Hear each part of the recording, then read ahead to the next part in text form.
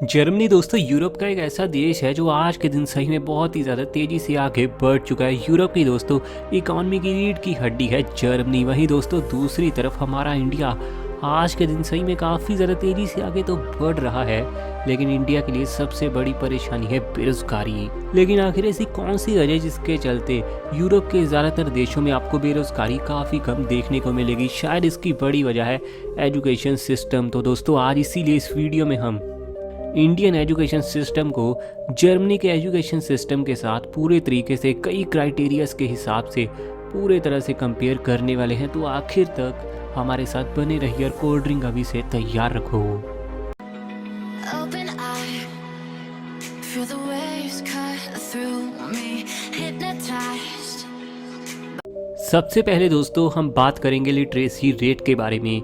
Germany की literacy rate है दोस्तों आज के दिन 99.12%, यानी आपको लगभग सभी लोग ही जर्मनी देश में पूरी तरह से एजुकेटेड देखने को मिलेंगे। तो वहीं दूसरी तरफ हमारे देश की बात करें तो यहाँ पर दोस्तों आपको लिटरेसी रेट का आंकड़ा देखने को मिलेगा 75% का, यानी काफ़ी पछड़ जाता है दोस्तों हमारा देश जर्मनी से। जर्मनी में दोस्तों आपको 99% के ऊपर फीमेल्स की लिटरेसी रेट भी देखने को मिलेगी और 99% के ऊपर ही मेल्स की लिटरेसी रेट भी जर्मनी में है।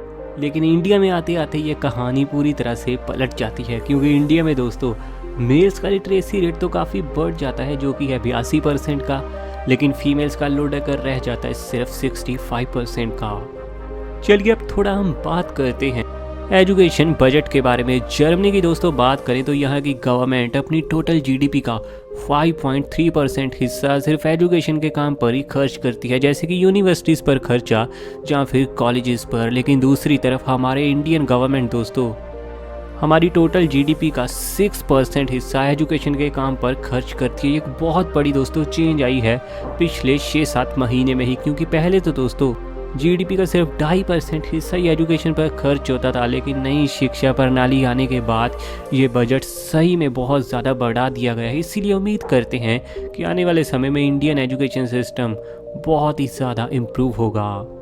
चलिए दोस्तों अब थोड़ी बात करते हैं स्टडी सिस्टम के ऊपर। 4th क्लास शुरू होते ही दोस्तों जर्मनी के स्कूल के बच्चों को 3 तरह की ऑप्शंस दे दी जाती हैं। इनमें से दोस्तों पहली ऑप्शन होती है रियल शूले, दूसरी ऑप्शन होती है जिम्नाजियम और तीसरी ऑप्शन होती है एप्सी शूले।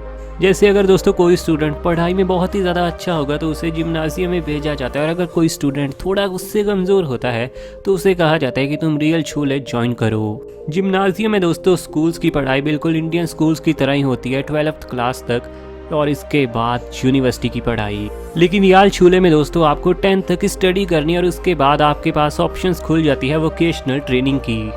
और हॉप शूले में दोस्तों 9th क्लास में ही आपकी वोकेशनल ट्रेनिंग ओपन हो जाती है। और इन दो फील्ड्स में दोस्तों बच्चों के पास जो सबसे बड़ी ऑप्शंस ये होते हैं कि वो स्कूल ख़त्म होने के बाद आगे की पढ़ाई भी वो कर सकते हैं और साथ ही पैसे भी कमा सकते हैं वोकेशनल ट्रेनिंग से। यानी दोस्तों वो कोई भी साथ में पढ़ाई कर सकते हैं, जैसे कि कारपेंटरिंग की काम सीखना और साथ ही दोस्तों ड्राइविंग सीखना, जहाँ फिर प्लम्बिंग का कोई काम सीखना, और साथ ही पैसे भी बना सकते हैं। यानी सीधा लॉजिकली कहे तो जर्मनी का एक बच्चा 10th क्लास पास आउट होते ही काम करना शुरू कर सकता है और पैसे भी कमा सकता है। यानी 15-16 साल का ही एक लड़का या फिर लड़की जर्मनी में आराम से दोस्तों कमाई करनी शुरू कर देता है। लेकिन अगर वहीं इंडिया की दोस्तों बात करें तो 18 साल तक तो आपकी पहले स्कूल की स्टडी चलती है, उसके बाद आपको ग्रेजुएशन पूरी करनी है, कॉलेज की पढ़ाई, या फिर उसके बाद कोई बड़ी डिग्री आपको लेनी है। इसके बाद ही दोस्तों आपका कुछ हो पाता है। और इंडिया में तो दोस्तों आज के दिन सभी बेट चाल चल रहे हैं, जिसके चलते बेरोजगारी की समस्या हमारे देश में बहुत ज़्यादा है।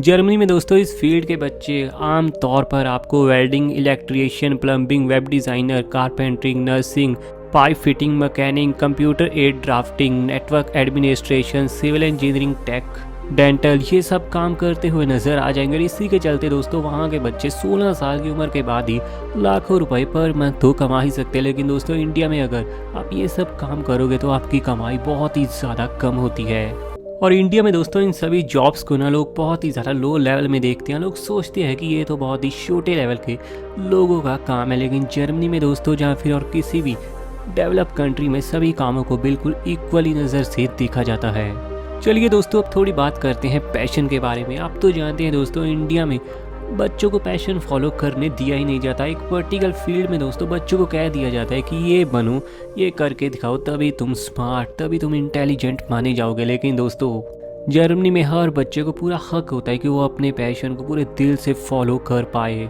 जिसकी सबसे बड़ी वजह ये है कि वहाँ पर दोस्तों हर जॉब में आपको सैलरी लगभग इक्वल सी मिलने वाली है। अगर किसी का कोई पैशन ही नहीं है, सिर्फ पैसा कमाना है, तो वो वोकेशनल ट्रेनिंग वाले कामों से भी हर मंथ 2 से 3 लाख रुपए तो बड़ी आसानी से कमा सकता है। लेकिन अगर किसी का कोई खास पैशन है, जैसे कि इंजीनियरिंग का, या फिर किसी का कोई पैशन है म्यूज़िक का या फिर स्पोर्ट्स का, तो वो बड़ी ही आसानी से अपने पैशन को फॉलो करते हुए ज़िंदगी में आगे बढ़ सकता है। क्योंकि दोस्तों यहाँ के लोगों के पास ऑप्शंस की कोई भी कमी नहीं होती। वहीं दूसरी तरफ इंडिया के लोगों में दोस्तों हमेशा ही से डर बना रहता है कि अगर ये नहीं बन पाए तो ज़िंदगी पूरी तरह से बर्बाद हो जाएगी। क्योंकि पैसा कमाना दोस्तों इंडिया में सही में बहुत ही ज़्यादा मुश्किल है जर्मनी के मुकाबले।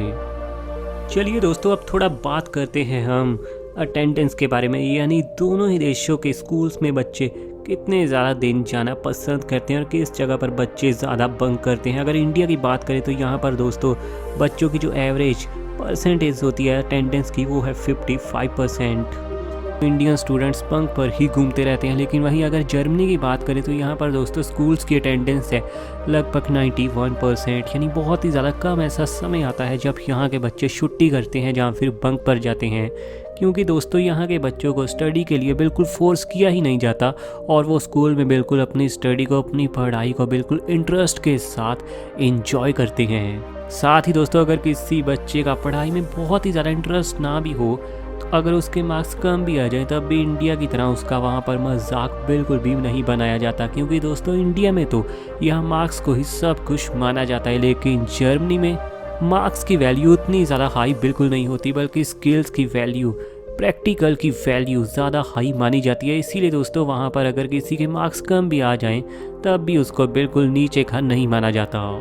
चलिए दोस्तों अब यूनिवर्सिटी स्टडी पर बात करते हैं। अगर इंडिया की यूनिवर्सिटी स्टडी की बात करें तो यहाँ पर यूनिवर्सिटी की स्टडी सही में बहुत ही ज़्यादा महंगी होती है। आपको साल के ही 2 से 5 लाख का खर्चा करना पड़ सकता है और गरीब परिवार के लड़के के लिए दोस्तों या फिर लड़की के लिए इतना ज़्यादा खर्चा करना पूरी तरीके से असंभव है। लेकिन वहीं अगर जर्मनी में आपको यूनिवर्सिटी में कोई स्टडी करनी है तो आपको ट्यूशन फीस देनी पड़ेगी बिल्कुल ज़ीरो, यानी फ्री में आप वहाँ पर यूनिवर्सिटी की स्टडी भी पूरी कर सकते हैं। ये बहुत ही कमाल की बात है दोस्तों यूरोप की इस कंट्री की।